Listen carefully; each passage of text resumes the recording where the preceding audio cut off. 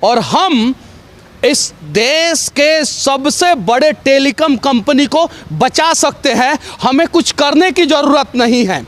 बस एक BSNL का सिम हमें इस्तेमाल करने की ज़रूरत है। अगर BSNL का नेटवर्क नहीं आता है, एक आप प्राइवेट कंपनी का सिम इस्तेमाल करें, कोई दिक्कत नहीं है, लेकिन एक हम अपने BSNL का सिम का इस्तेमाल करें, तब जाके हमारा BSNL बचेगा। और अगर BSNL बच जाएगा तो शायद ये जो प्राइवेट कंपनियां,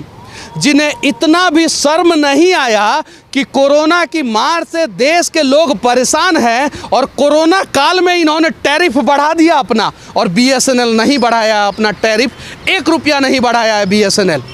और ये प्राइवेट कंपनियां बढ़ा दिया है। हमें पता है इस देश के हर एक कोने में BSNL का नेटवर्क नहीं आएगा, और पॉसिबल नहीं है कि हर कोई सिर्फ BSNL रखे, ये भी पॉसिबल नहीं है, लेकिन एक सिम हम BSNL का रख सकते हैं। ये पहली बार पिछले 10 साल में हुआ है कि BSNL ने दिसंबर महीना 2021 में इस देश में सबसे ज़्यादा सिम बेचा है,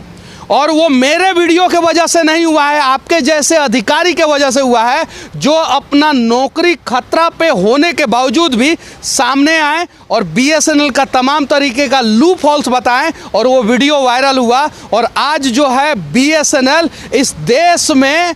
पिछले 10 साल में पहली बार सबसे ज़्यादा सिम दिसंबर महीना में बेचा है। 25 लाख BSNL का सिम बिका है। हम इस देश के लोगों से एक विनती करने जा रहे हैं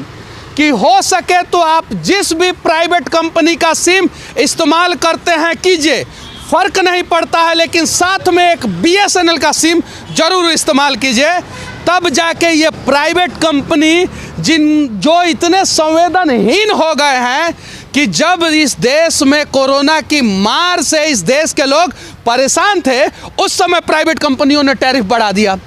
कोरोना से देश उभर जाता तब प्राइवेट कंपनी अपना टैरिफ बढ़ाते तो थोड़ा समझ में भी आता।